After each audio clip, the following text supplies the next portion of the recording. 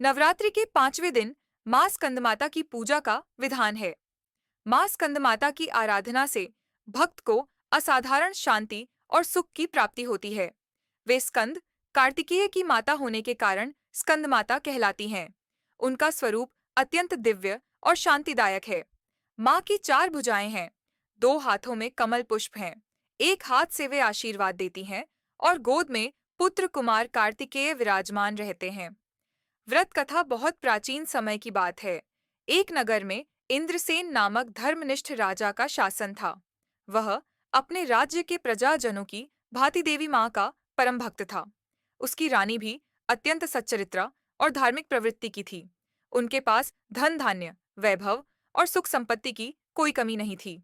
लेकिन उनकी एक बड़ी चिंता थी कि उनके कोई संतान नहीं थी। राजा और रानी ने संतान प्राप्ति के लिए अनेक यज्ञ, अनुष्ठान और देवी देवताओं की आराधना की, किंतु कोई फल नहीं मिला। अंततः उन्होंने नवरात्रि व्रत करने का निश्चय किया। राजा और रानी ने पूर्ण श्रद्धा से व्रत रखा और मां दुर्गा की साधना की। जब पंचमी तिथि आई तो दोनों ने मां स्कंद माता की विशेष पूजा की। भक्ति भाव से माता को पुष्प, नैवेद्य और दीप अर्पित किए। माता ने उनकी सच्ची भक्ति से प्रसन्न होकर उन्हें साक्षात दर्शन दिए और कहा, हे राजन, तुम्हारी भक्ति से मैं प्रसन्न हूँ।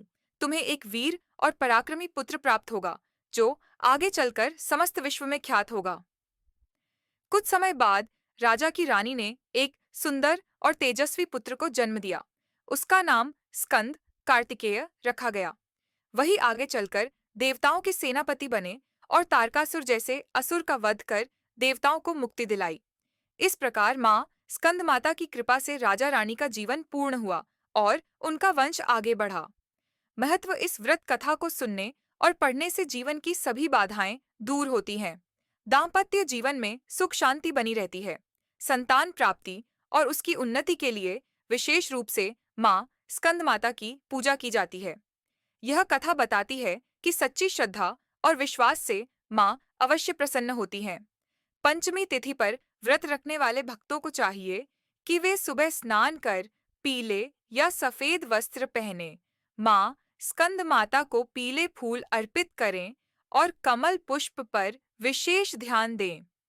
माता का ध्यान करने से मन और बुद्धि शुद्ध होती है तथा साधक को मोक्ष की प्राप्ति होती है।